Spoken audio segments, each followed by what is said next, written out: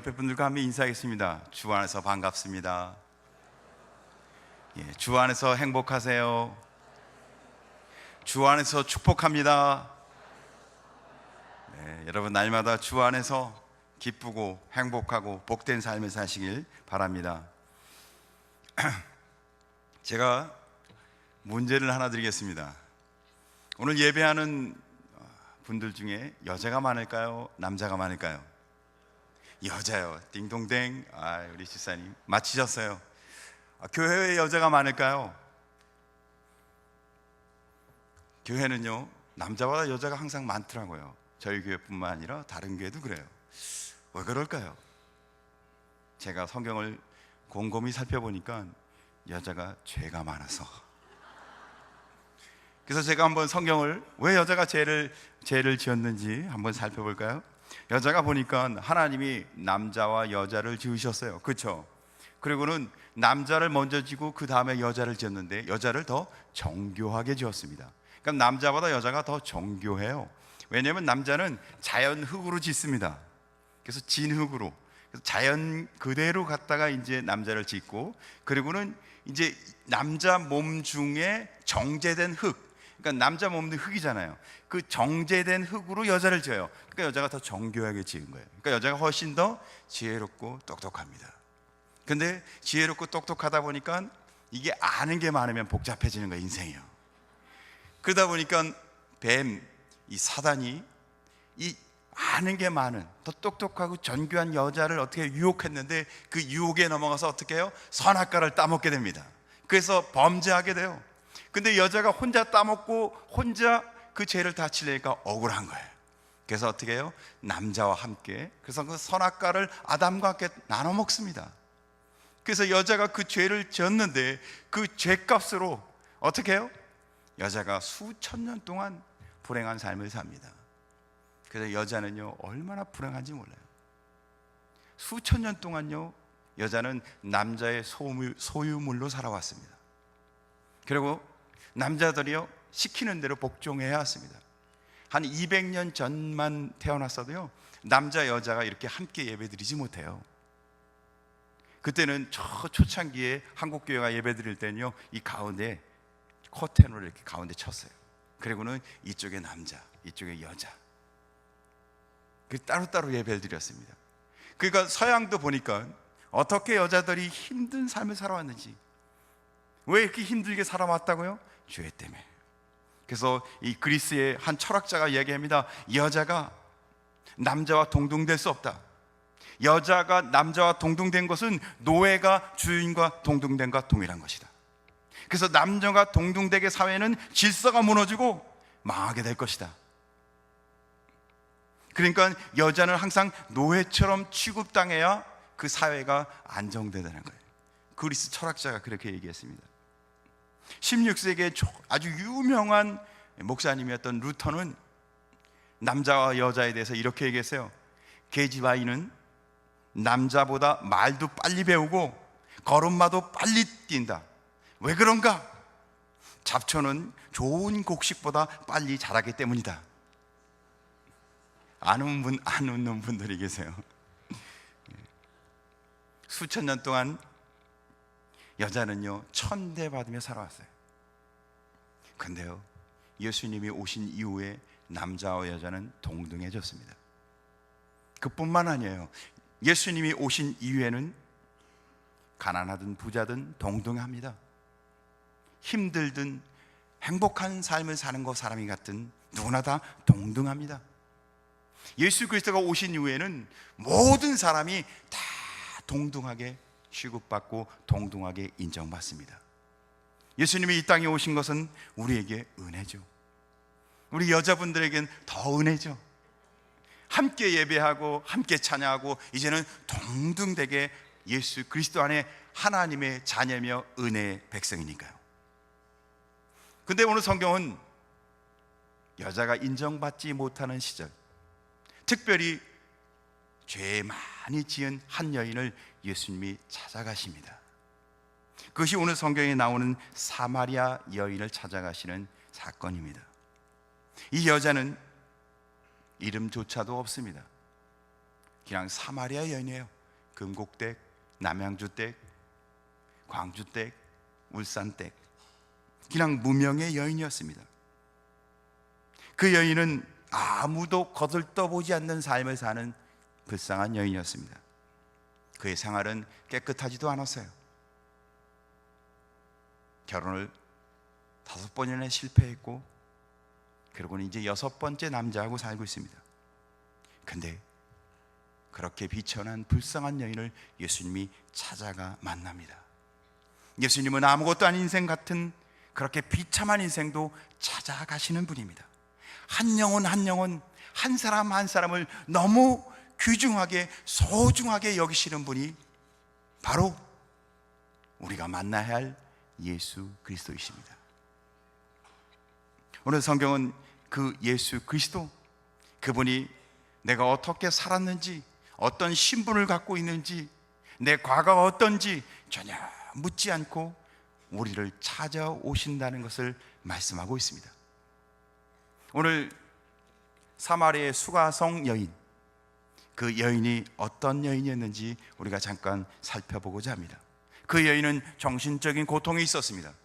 그것은 고독이었어요. 너무 쓸쓸하고 외로운 삶을 삽니다. 그가 얼마나 고독했는지 그는 6번째 남자를 만나 살고 있습니다. 그러니까 5번은 실패했다는 거예요. 이 남자를 만나도 자기의 인생의 문제를, 외로움을, 고독을 해결할 수가 없었던 거예요. 그래서 또 해주고 또 다른 남자를 만났지만 거기에도 행복은 없었어요. 이거를 찾아봤지만 저거를 찾아봤지만, 이거를 해봤지만 저거를 해봤지만, 이리로 이사했지만 저리로 이사했지만 그의 인생은 행복하지 않고 고독했어요. 당연히 이웃도 없었습니다. 자기 마음을 터놓고 이야기할 사람도 없었어요. 도리어 사람들은 비웃었어요. 장녀처럼 취급했습니다. 도리어 다른 사람들에게 비웃음을 당했습니다. 사람 만나는 게 두려웠어요. 사람 만나면 왠지 창피했어요. 사람 많은 곳에 가는 것이 너무너무 힘들었어요. 그런데 이 여인이 물을 기르러 올 때도요, 오늘 물가에서 예수님을 만나는데 남들이 오지 않는 시간, 이 광야는요 보통 물을 기르러 갈 때 아침 저녁으로만 갑니다. 정오의 뜨거운 시간에는 너무 햇살이 뜨거워서 사람들이 오지 않는 시간에 했어요.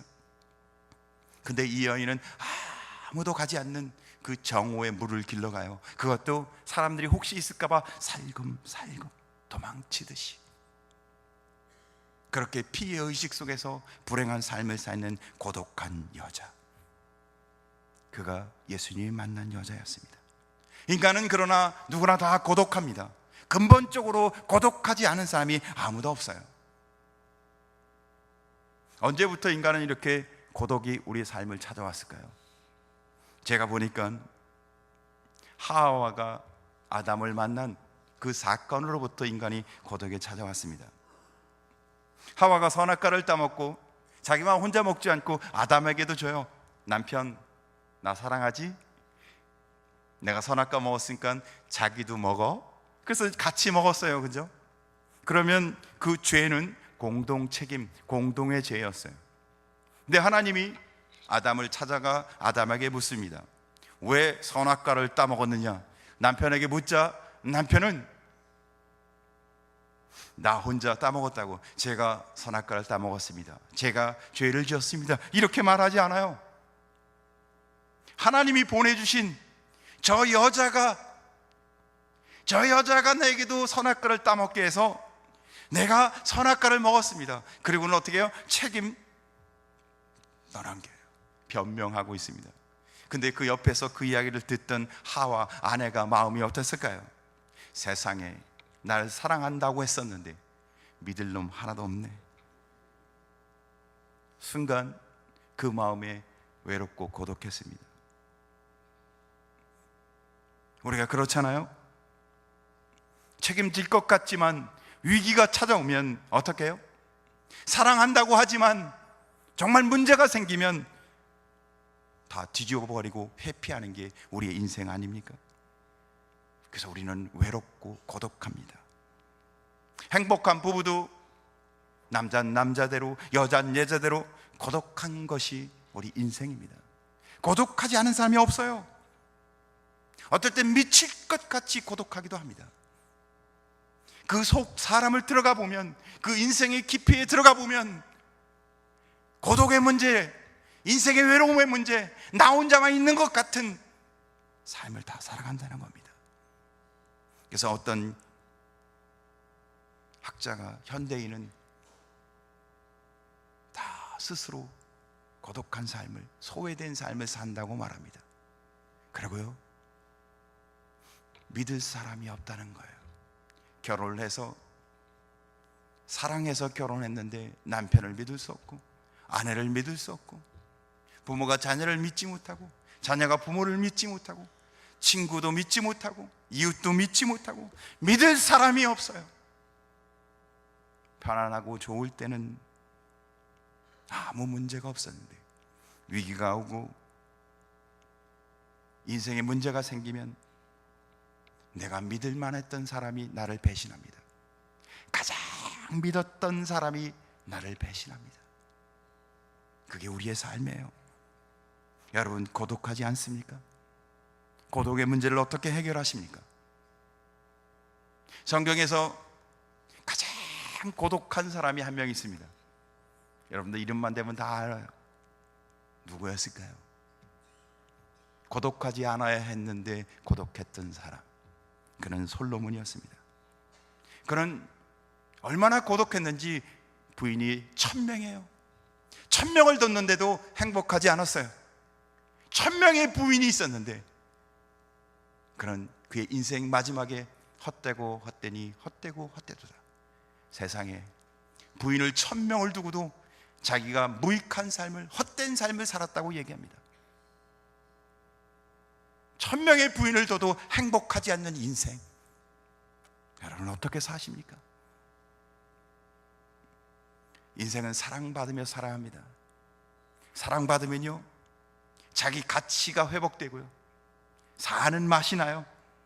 내가 왜 살아야 하는지. 그러나 사랑받지 못하면요, 가치가 상실됩니다. 내가 왜 살아야 하는지 우울합니다. 왜 살아야 하는지를 몰라요. 그냥 사는 거예요. 여러분도 그냥 삽니까? 왜 사는지도 모르고. 유럽의 한 다리 난간에 꽃이 하나 걸려 있었습니다. 사람들이 궁금했어요. 왜 여기에 꽃이 걸려져 있나요? 그랬더니 사람들이 이렇게 얘기합니다. 어느 예쁜 여인이 밍크 코트를 입고 스포츠카를 몰고선, 개를 안고선 여기서 투신 자살을 했대요. 근데 그 여인이 죽었는데 그 죽은 자리에 쪽지가 하나 떨어져 있었답니다. 근데 그 쪽지를 보니까 쪽지에 이렇게 기록되어 있었습니다. 아무도 나를 사랑하는 사람은 없다. 이 개 외에는 나를 사랑하지 않는다. 나는 더 이상 살 의미가 없다. 사랑받지 못했기에 그는 비참한 삶으로 인생을 마쳤던 겁니다. 고독한 인생, 해결하지 못하고 그렇게 비참하게 인생을 마치겠습니까? 우리 인생은요, 그런 고통, 고독, 갈등, 그런데 더 심오한 고통이 있습니다. 그건 뭘까요? 영적인 고통입니다. 더 심각한 것이 있습니다. 그것은 영적이에요. 우리가 삶을 살아가며 이렇게 살면 안 되는데, 이렇게 살아서는 안 되는데, 그런 마음이 들기도 하면서 우리는 해결책이 없는 거예요. 왜요? 왜 그렇습니까? 해결이 안 돼요. 오늘 이 사마리아 여인도 남편이 6번째 바뀌어서 6번째 남편과 살지만 해결책이 없어요. 그렇게 사는 거예요. 고독하게. 해결 방법이 없었어요. 근데 예수님을 만나고 예수님이 이 여인에게 묻습니다. 미안하지만 저기 물 좀 주시겠습니까? 우물가에서 물을 좀 떠달라고 예수님이 이 여인에게 물었습니다. 그때 이 여인이 이렇게 얘기합니다. 당신은 유대인인데 사마리아의 여자인 나에게 물을 달라 하십니까? 비웃듯이 왜 내게 물 달라고 하세요? 그가 누군지 모르고. 오늘 이 자리에 나오신 분들은 오늘 복된 자리에 온 것을 믿으시기 바랍니다. 오늘 그 사마리아 여인이 만난 그분은 내가 주는 물을 먹는 자는 영원히 목마르지 아니하며 내가 주는 물을 마시는 자는 영생하리라. 예수님을 만나면 인생의 문제가 해결된다는 겁니다. 예수님을 만나면 고독의 문제가 해결된다는 겁니다. 예수님을 만나면 인생의 근본적인 심오한 문제가 해결된다는 겁니다. 예수 안에 영원한 생수, 영원한 생명의 수가 있기 때문입니다. 우리 인생을 살아가며 목마르면 물을 마십니다. 그렇다고 근본적인 인생의 고독의 문제가 해결되지는 않습니다. 배가 고프면 빵을 먹습니다. 그러나 인생의 문제가 다 해결되는 것은 아닙니다. 어려움은 돈을 벌입니다. 그러나 돈을 번다고 해서 우리의 욕망이 다 채워지는 것도 아닙니다. 물질적 요구를 채운다고 해서 인생이 다 행복해지느냐? 그렇지 않습니다. 내면의 문제, 영적인 문제를 해결해야 우리는 행복해지고 영원한 삶을 살아갈 수 있습니다. 사람들은 나름대로 자기의 인생의 내면에 있는 욕구 불만과 이루지 못한 꿈을 위해, 자기가 얻고자 하는 비전과 야망을 위해 열심히 노력하며 살아갑니다. 그래서 뭔가를 소유하면, 뭔가를 얻으면, 뭔가를 이루면 내가 행복해질 거라고, 뭔가를 이뤄서 내가 행복하겠다고 열심히 살아갑니다. 솔로몬은 자기가 원하는 것, 자기가 꿈꾸는 것 전부를 다 이룬 사람이었습니다. 그래서 잠언의 전도서에 솔로몬이 이렇게 얘기합니다. 내가 모든 원하는 것, 내가 생각하는 모든 것을 내가 다 이루었지만 내가 세월을 지나 보니 내 수고가 다 헛되고 해 아래서 무익하도다. 그는 생각한 것을 다 이루고 자기가 마음에 원하는 것을 다 이루었는데 자기가 시간을 지나서 보니까 다 무익하고 바람에 날리는 것 같다고 이야기하고 있습니다.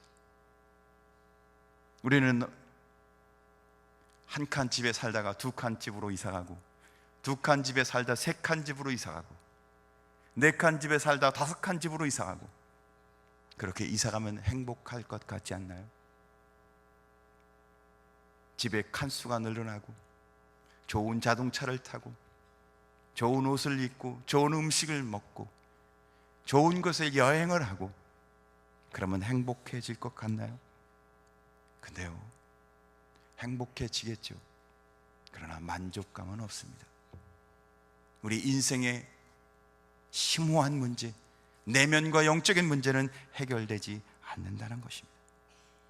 그런데 오늘 이 사마리아 여인은 그렇게 해결되지 않는 인생의 문제를 예수님을 만나는 순간 목마름의 해갈의 은혜를 받습니다. 바로 예수 그리스도가 마스터 키였던 겁니다. 해답은 예수님이었어요. 예수 그리스도, 그분을 만나면 인생이 해결되어집니다. 저희도 저쪽 한 층을 올라가면 아이들이 있는 룸이 하나 있습니다. 거기들은 꼬마들이 거기서 막 놀아요. 그 유아실에 아이들이 있는데 거기는 항상 선생님들이 아이들을 돌봐줘요. 근데 한 아이가 울기 시작하는 거예요. 땡깡을 부르면서 뒤집어지고 막 소리를 지고 우는데요, 선생님이 달래봅니다. 그래서 이 선생님도 달려가서 달래고, 저 선생님도 쫓아가서 달래고, 사탕도 줘보고, 또 텔레비전을 틀어서 만화 영화도 틀어지고, 선생님이 이제 안 되다 해다 안 되니까 선생님이 그 앞에서 재롱을 피워요. 그래서 선생님이 깎고 이렇게 저렇게, 근데도 애가 계속 우는 거예요. 이래도 안 되고 저래도 안 되고, 다른 선생님 와서도 안 되고, 방법이 없어요. 애를 어떻게 달래야 되는데, 울음을 끄쳐야 되는데 방법이 없어요. 그런데 그렇게 달래야 되는 중에 엄마가 저쪽에서 들어오네요. 엄마가 들어오는 순간 아이가 울음을 끄치고 엄마 품에 달려가기 시작했어요. 그 아이를 해결할 수 있는 방법은 딱 하나였어요. 엄마가 오는 것이었습니다. 우리 인생의 문제는 딱 하나, 우리의 문제를 해결할 수 있는 길은 딱 하나, 예수 그리스도밖에 없습니다. 그분은 우리의 영원한 생수이십니다. 여러분은 어떤 것, 어떤 방법, 어떤 것으로도 한번 노력을 해보세요. 인생의 고독, 인생의 외로움, 인생의 문제 해결할 방법이 없습니다. 그래서 이 여인은 예수 그리스도 그분을 만나서 이렇게 말합니다. 영원히 목마르지 않는 생수를 내게 주세요. 다급하게 앞에 계신 예수님께 내게도 영원히 마르지 않는 생수를 주세요. 그랬더니 예수님이 동문서답합니다. 내 남편을 데려오라.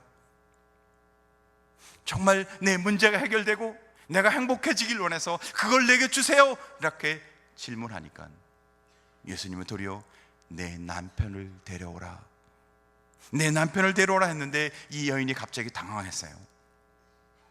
데려올 남편이 없는 거예요.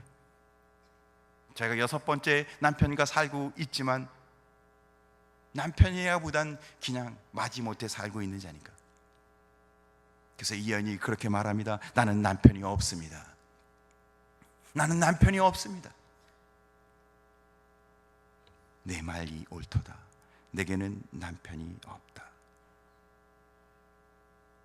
이 여인이 갖고 있는 치부, 이 여인이 갖고 있는 상처를 드러낸 거였습니다. 여인이 숨기고 싶었던, 그렇잖아요. 인생을 살아가며 숨기고 싶은 것 있잖아요. 은밀하게 나만 갖고 있는 아픔, 고통. 근데 그 남편은 자기가 6번째 남편과 살고 있는 그 은밀한 상처, 그 수치스러운 것을 예수님이 드러내고 계신 거예요. 왜 그러셨을까요? 잔인하셨을까요? 이 여인이 영원히 목마르지 않는 생수를 마시려면 막힌 곳을 뚫어야 했습니다. 막힌 곳이 뚫어져야 그 여인이 이제는 하나님의 은혜 가운데 영원히 주 안에서 살 수 있었던 겁니다. 죄의 문제, 은밀한 것의 문제, 상처가 치유돼야 이 여인이 회복될 수 있었기에, 그것은 바로 회개였던 겁니다. 의사 앞에 가서 내가 병이 치료받기 위해서는 내 상처가 드러나야 되고, 상처를 도려내야만, 힘들고 고통스럽고 아프지만 상처를 드러내고 상처를 제거해야만 내가 회복될 수 있는 겁니다. 사랑하는 성도 여러분, 내 깊이 있는 인생의 아픔, 고통, 죄 다 드러내어져서 우리를 영원히 치료하시고 우리를 영원히 회복시키시는 예수 그리스도 안에서 이제는 깨끗이 치료받고 변화돼서 은혜 가운데 사는 복된 성도 되시길 간절히 소원합니다. 오늘 이 여인은 예수님과 함께 앉아서 이야기합니다. 내가 하나님의 아들 주님을 만났다면 얼마나 좋았을까. 그래, 내가 그 소원하고 메시아로 고백하는 그분이 바로 나다. 바로 그 여인 앞에 살아계시는 하나님의 아들이, 그토록 그들이 만나고 싶어 했던 예수 그리스도가 그 앞에 계셨던 겁니다. 오늘 이 자리에 나오신 모든 분들은 오늘 우리를 영원히 복된 자리로, 구원의 자리로 인도하실 예수님을 소개받고 있는 것입니다. 그래서 성경은 우리에게 말합니다. 예수께서 가라사대 내가 곧 생명의 떡이니 내게 오는 자는 결코 줄이지 아니할 것이요 나를 믿는 자는 영원히 목마르지 아니하리라. 예수님을 만나는 자는 줄이지도 목마르지도 않는 영생의 삶을, 구원의 삶을 약속하고 계십니다. 예수를 믿었지만 기쁨의 삶을 살지 못하시고 있는 분이 계신가요? 그렇다면 예수 그리스도의 은혜를 회복하여 날마다 기쁨과 작은 천국의 삶을 살길 주님의 이름으로 축복합니다. 아직도 예수 그리스도를 마음의 구주로 고백하지 못한 분이 계신가요? 그러면 그 마음의 예수님을 만나셔서 영원한 생수의 은혜를, 고통과 아픔과 고독과 갈증의 삶에서 이제는 영원토록 해갈되는 복된 삶으로 나오시길 주의 이름으로 축복합니다. 여러분, 마음속에 울음이 있지 않나요? 속으로 울며 사는 사람이 얼마나 많은지 몰라요. 겉으로는 안 울지만, 겉으로는 웃지만 속으로는 울고 사는 사람이 많아요. 얼마나 인생에 고통이 있는지, 아픔이 있는지, 남들에게 말하지 못하는 그런 인생의 문제를 갖고 있는지. 그러나 주님이 함께 하시면 그 문제가 해결됩니다. 놀라운 인생의 변화가 일어납니다. 예수님은 바로 하나님의 아들이시며 우리의 구원자이시며 수가성의 그 미천한 여인에게 찾아온 것처럼 우리를 찾아오시기 때문에 그렇습니다. 성경은 말합니다. 예수 그리스도는 길이요 진리요 생명이니 나로 말미암지 않고는 아버지께로 올 자가 없느니라. 예수를 만나면 인생이 바뀝니다. 행복해집니다. 구원과 영생이 있습니다.